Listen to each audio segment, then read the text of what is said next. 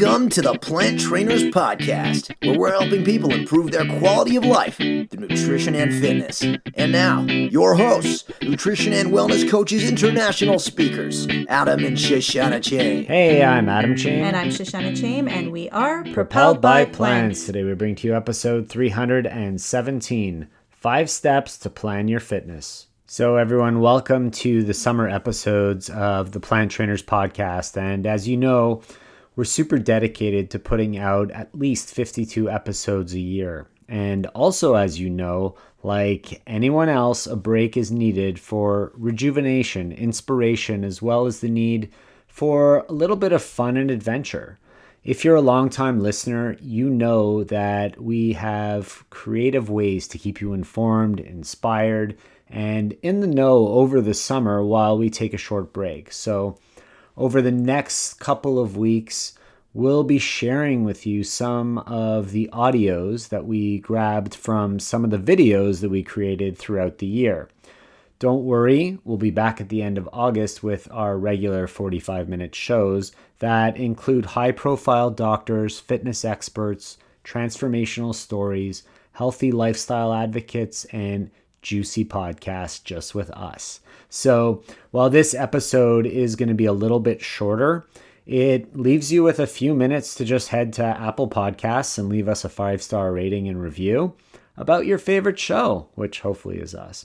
And we do really totally appreciate that.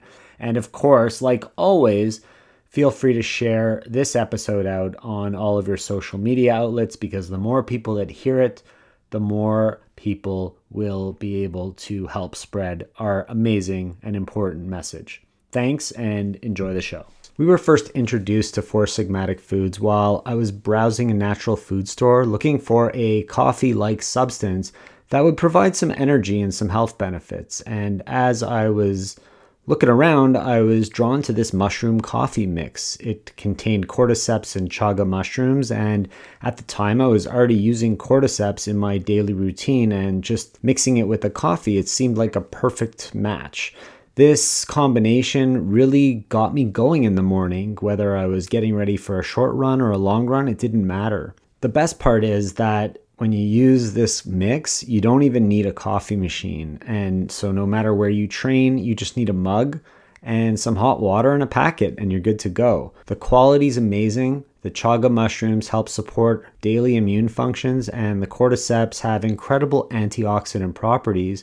They provide energy, stamina, and help to improve athletic performance. They use 100% organically grown Arabica beans in every packet, and it's all third-party tested. And now, best of all, they have these pods. So if you do have a Keurig, you now can have this mushroom mix coffee in your Keurig, which is pretty awesome. So if you want to get a head start on your training day, go to foursigmatic.com/planttrainers. That's foursigmatic.com/planttrainers. Search for the item that calls to you the most, and be sure to put in the discount code PLANTTRAINERS, all one word lowercase, to get 15% off your order at checkout. And now for a moment of gratitude.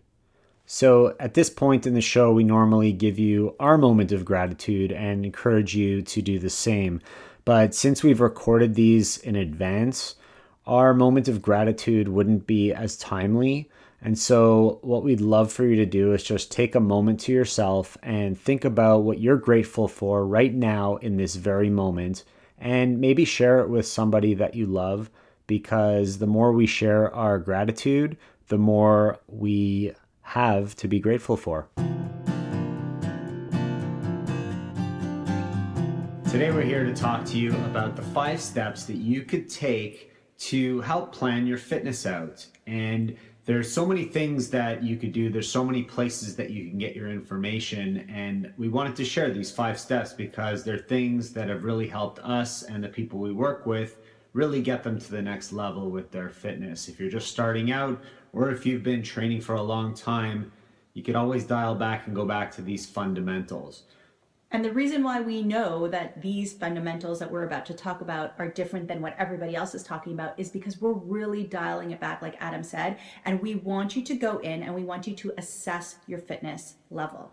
And so we're going to give 5 of them. First is assess the fitness level, but stay tuned because at the end, we're going to give you a bonus tip as well. So when you assess your level, the first thing you really want to do is probably take a photo of yourself, take a picture of yourself so that you can get an idea of what you look like, if that's important to you, where your weight's at, and how you're carrying your body composition, so that later on, when you go back to reevaluate, you'll have something to compare yourself. And that's really what assessment is all about. You're getting that baseline as you begin getting into the world of fitness. So taking that photo is the first thing. Then there's a whole bunch of different fitness tests that you could do to yourself. It all depends really in what direction you want to go in. It could be something from walking a mile, seeing how long that takes you, or running that mile, seeing how long it takes you. It could be a strength test, something like how many push-ups can you do with great form in a row without stopping, things like that. Maybe holding a plank for as long as you can and recording those times. So there's a whole whack of different fitness tests that you can do to assess your current level of fitness. And that's going to give you that baseline that you're really looking for. And we haven't told you to make your goals yet, but if you do have a goal in mind, you're going to base your fitness assessment on that maybe goal that you might have coming up. So after you choose your activity that you know you're going to enjoy, you want to come up with a fitness plan that's going to make sense for you. And what's going to make sense for you is not necessarily what's going to make sense for other people, the people around you. So finding a program online could be an option for you. It might work for you depending on what your goals are. Finding a coach to help guide you might be another option as well. Or you could just go with the flow, see what you could do, start off really slow. That's the key in the beginning of your program, no matter which way you go with it. If you listen to this podcast, we know that you like what we have to offer, but did you know that we're putting out content every single day and we're having amazing conversations with people just like you in our Facebook group, Plant-Based Health, Nutrition, and Fitness. The group is for people like you looking to improve their life through plant-based nutrition and fitness and who are passionate about a compassionate lifestyle. But we have really big announcements coming up. So if you're a health coach, a personal trainer, or someone who feels that they could heal the world with their skills, talents, and messages, be sure to jump into Plant-Based Health, Nutrition, and Fitness. We can't wait to see you there. And now, back to the show. Now that you have an idea of what your program is kind of going to be, what your goals are, you need to start to assemble your tools. And so the most important tool I think that you could have is your calendar, and setting up yourself for success by putting it into your calendar, setting reminders if you're using your phone.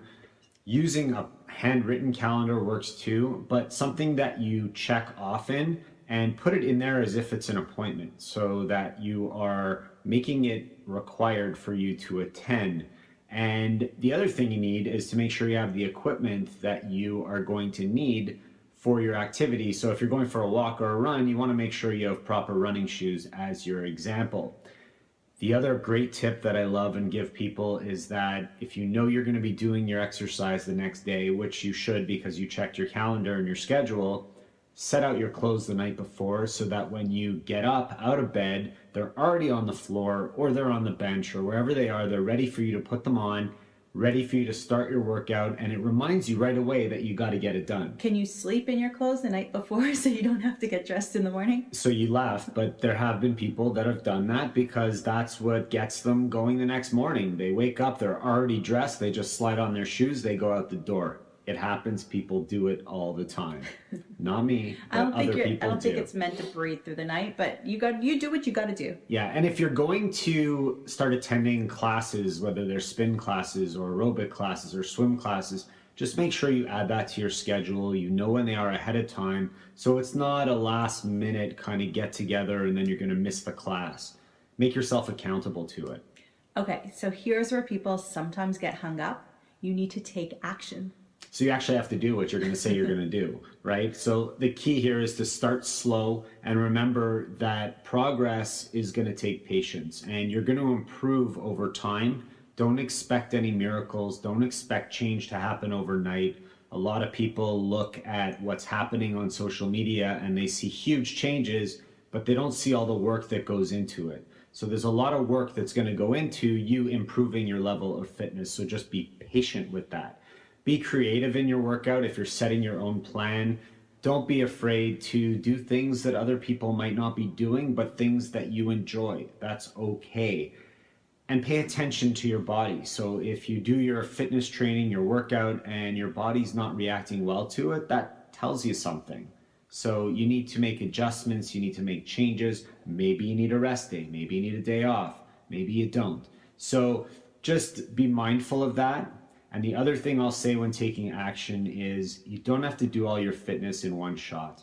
It's okay to do something in the morning. You don't have enough time to finish it. Come back to it later in the day and do it again, or continue it later in the day. It's totally fine to break things up throughout the day to do whatever works for your schedule.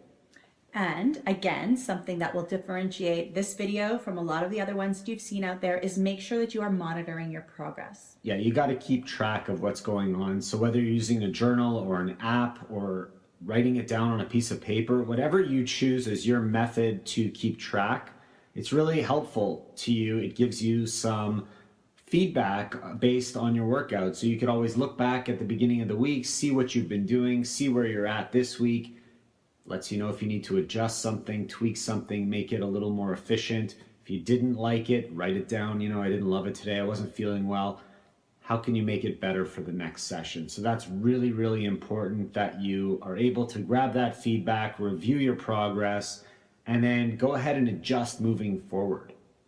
And the other thing is, obviously, as you move through your training, take photos of yourself again so that you could use those photos later to go back to your baseline photo and see the changes so that you'll feel good about what you've done, and you'll also have proof of change over time, which could be something you're very interested in, especially if one of your goals is to lose weight.